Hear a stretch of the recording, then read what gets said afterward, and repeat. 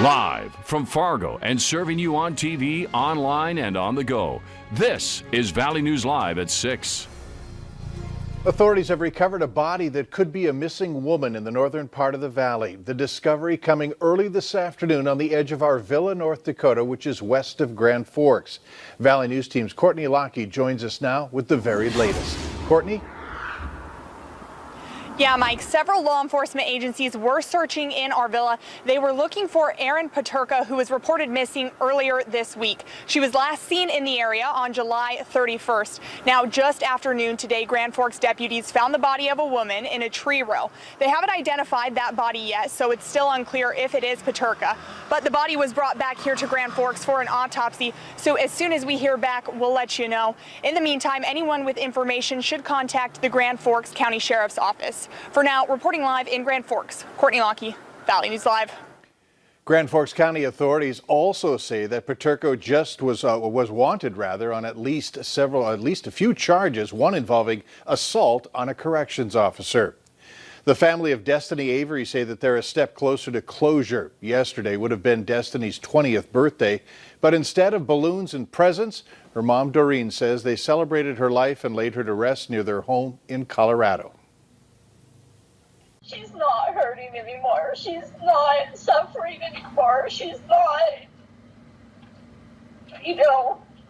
waiting for whatever they're going to decide to do.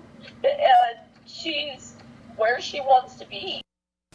It took months before Destiny's family got the okay to pick up her remains in late June. Her mom says while she's happy that her daughter can finally be laid to rest, she says she hopes the 4 people accused of her gruesome murder are brought to justice soon. Straw bales are still burning a week after fire broke out at the Masonite plant north of Wahpeton. Richland County officials say that they are working with the Wahpeton Fire Department to help suppress what continues to burn. High winds in the forecast have hastened the need for more efforts to fight the fire, which originally started on August 21st. The wind and overcast sky keep me thinking that there might be some trouble out there somewhere, so let's find out if I'm right or just anxious for tomorrow's improving conditions. Meteorologist Nathan Hopper is here with your First Alert Friday night weather planner. Nathan? Yeah, Mike, nothing to be anxious about for this Friday evening. High pressure moving in. Bit of a northwest wind, though, Mike, so maybe a little tough on the driving range out there. But you can see the few clouds we have are exiting toward the south and east, and those little popcorn cumulus clouds, though, that we do see are still showing up on the high-resolution visible satellite. But notice as we see that sun angle getting lower on the horizon, those clouds will lose their upward ability to basically stay around. So I do expect even more clear skies for us as we go into the rest of this Friday evening. Temperatures out the door for your Friday, we're in the upper 60s in areas like Baudette and Bemidji, but in Grand Forks and Fargo, both in the low 70s. And we're seeing low 70s through Lakes Country this hour as well. Aberdeen, the hot spot there at 76 degrees. There's those winds northwest, still gusting to around 20 to 25 miles per hour for most of us. So that's going to be the one thing we'll see easing up a little bit as we head toward the sunset hour. But of course, Mike, that weekend looking good for most of it, but we do have the chance of some rain on Sunday, and we'll break that all down hour by hour in just a couple minutes. Still anxious. All right, thanks. You bet. Oak Grove School has wrapped up its first day of the new school year. We're told that enrollment is up after many families signing up their kids at the last minute. The move was prompted in large part because of the school's full-time in-person approach. Valley News Team's crime and safety reporter Bailey Hurley talked with school leaders today on how they're navigating the new school year and keeping their students and staff safe.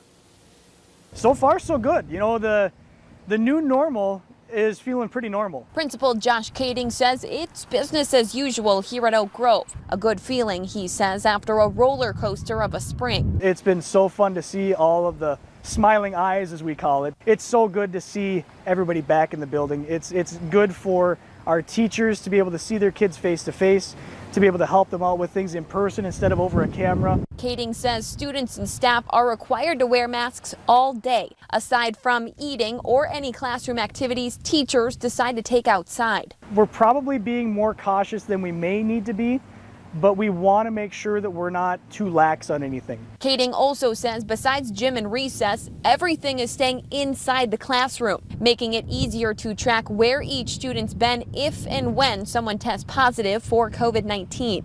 He says a task force meets weekly and will help navigate what happens if someone in the building contracts the virus. Adding Oak Grove does have backup plans for both hybrid and distance learning, but says he hopes they don't have to use them. That face-to-face is really important, especially with the younger kids. Due to their learning type this year compared to many other districts in the valley, Oak Grove says they've seen an influx in enrollment this year. Official numbers show a 5% increase in enrollment within the entire school system, but a 16% increase just in the elementary school. And Kading says while he hopes the new families are here for the long term, it's okay if that's not the case. We want to give them a great Oak Grove experience, and the hope is that they enjoy their experience so much that they'd want to be with us next year. In Fargo, Bailey Hurley, Valley News Live. Oak Grove officials say that although they do have more students this year, their class sizes are still small and manageable for their teachers. Staff and faculty at UND say that they're worried about the increasing number of active COVID-19 cases on campus, which topped 300. UND says it can't require students to get tested, but it has been offering incentives such as gift cards. To date, nearly 5,000 tests have been given out of 13,000 people on campus. The vaccine, I think, would be beneficial to us returning to something more akin to a normal life on campus. Really don't get into why are you not wearing a mask. Really, there may be reasons that person cannot wear a mask. Meanwhile, NDSU also announced that 2 of its Greek houses are under quarantine. They currently have about 56 students total currently in quarantine in university housing. Let's take a look at the COVID-19 numbers released today. Minnesota is reporting 862 confirmed cases, along with 4 new deaths linked to the illness. More than 1,800 deaths have been attributed to the disease. In North Dakota, there are 314 new cases in the state, the death toll now standing at 139. The state of Minnesota is now doing extra compliance checks on restaurants and bars for COVID-19 safety. 3 Minnesota departments signed a letter to check multiple companies each weekend for things like masks being worn by staff and customers and indoor capacity being limited to 50%. This comes after compliant businesses raised concerns about competing establishments not following CDC guidelines. We have limited capacity, of course. We have about 8 tables that we can seat. But again, all of them are 6 feet apart. We want to make it the most comfortable and normal experience for everyone possible. The letter warns that bars and restaurants not in compliance could face fines, lose their liquor license, or get an order for the establishment to close. A 35-year-old man is in trouble with the law after police tried stopping him in his car and he took off.